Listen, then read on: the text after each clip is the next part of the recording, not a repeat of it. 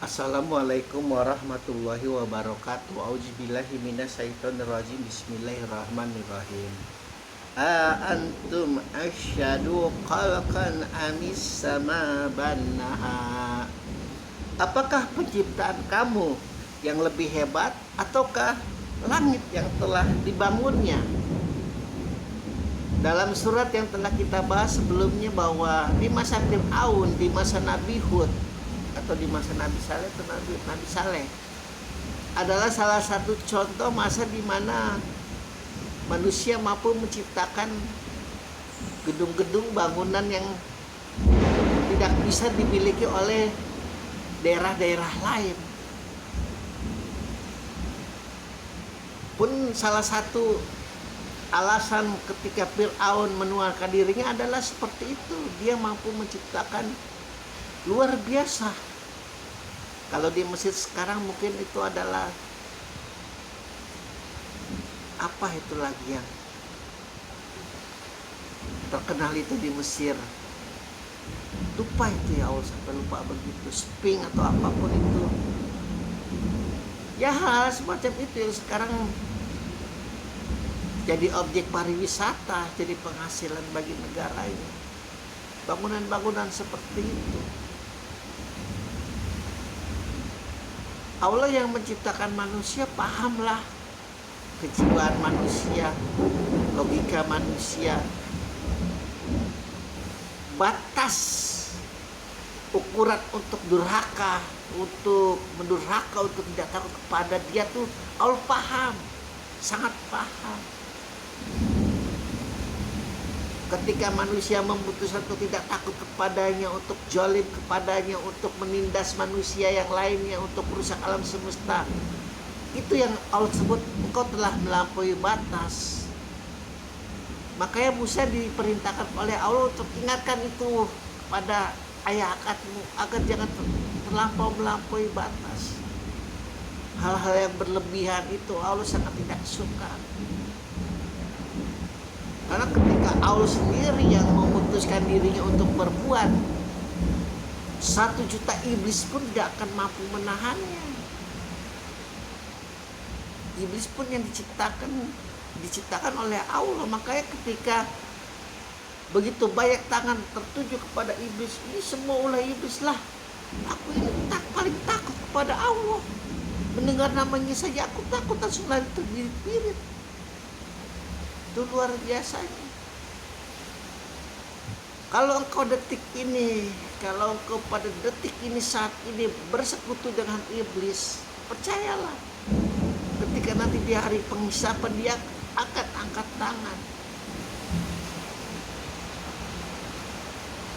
Semuanya akan diserahkan kepada Allah sebagai bukti hujah bahwa Adam sangat tidak layak untuk disujudi oleh para malaikat. Ini buktinya aku membawa begitu banyak keturunan anak Adam masuk ke dalam jurang neraka. Begitu.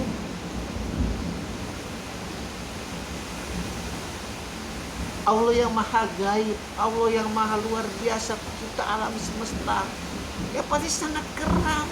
Baru aja menciptakan model kerucut-kerucutan seperti itu, seping-seping seperti itu, lalu kau berasa dirimu Tuhan. Allah yang maha tinggi, lihat, pasti langsung, apakah penciptaan kamu itu yang remeh-remeh itu, ataukah penciptaan langit ini yang lebih hebat, sehingga hal langit ini tidak runtuh. Orang Eropa tuh zaman dulu bodohnya, saking tololnya, saking begonya itu, menganggap itu suatu saat nanti langit akan runtuh. Meskipun sehebat apapun mereka sekarang ini, pada zaman dulu itu menganggap langit itu akan runtuh menimpa dirinya.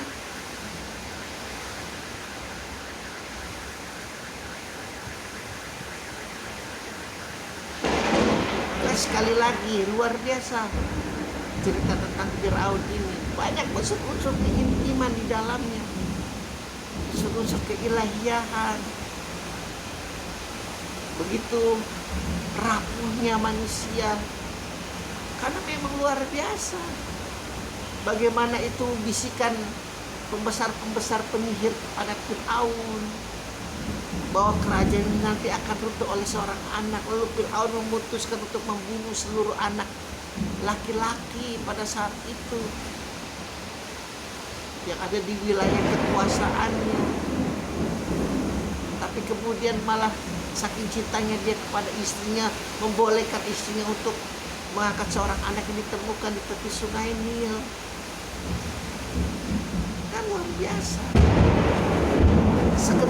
Skenario mana yang mampu menciptakan cerita hal seperti itu?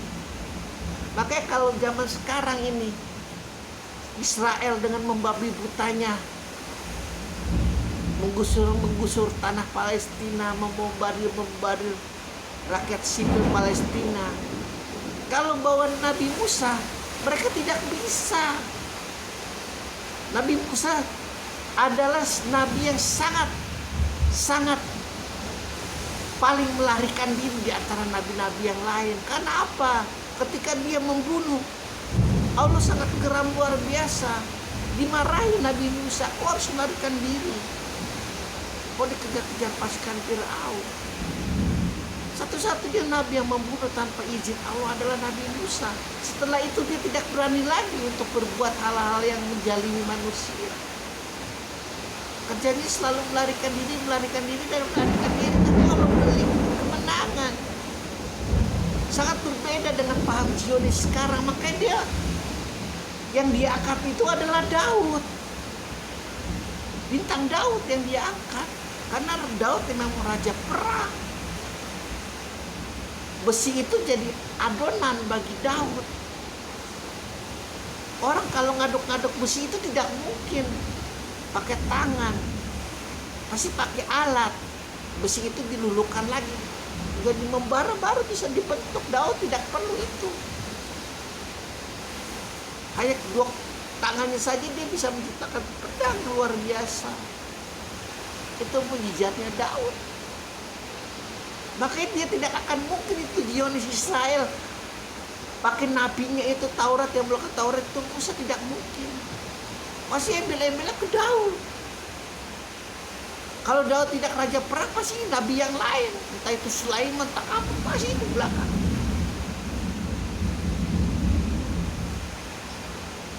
Untuk menggugah semangat tentaranya, menjioniskan, menyahudikan Yerusalem.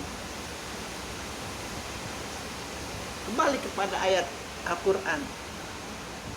Allah mengatakan, hai kau Fir'aun, apakah gedung-gedungmu itu yang lebih hebat, atau ke langit itu yang kau selalu lihat siang dan malam? Ayo. DNA terkecil begitu sentuh, nurani namanya, Tuhan yang paling terkecil itu.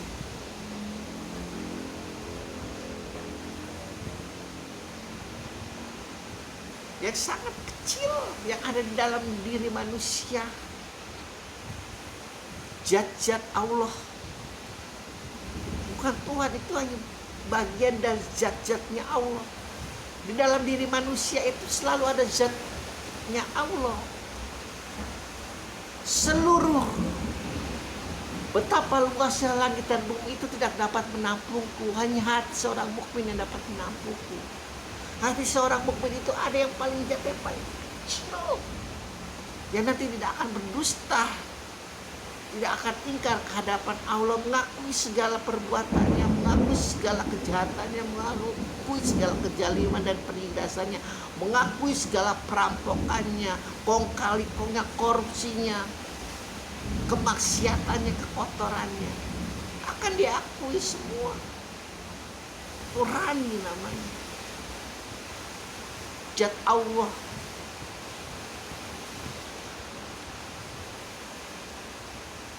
Musa diperintahkan untuk mengetuk nuraninya Fir'aun.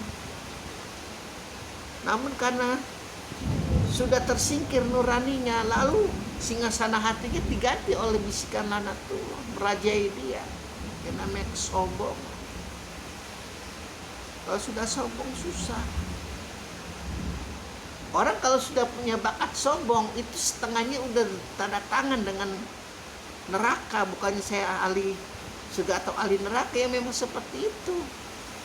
Karena yang paling sombong itu, yang paling berhak sombong itu hanya Allah. Manusia tidak berhak. Alhamdulillahirabbil alamin.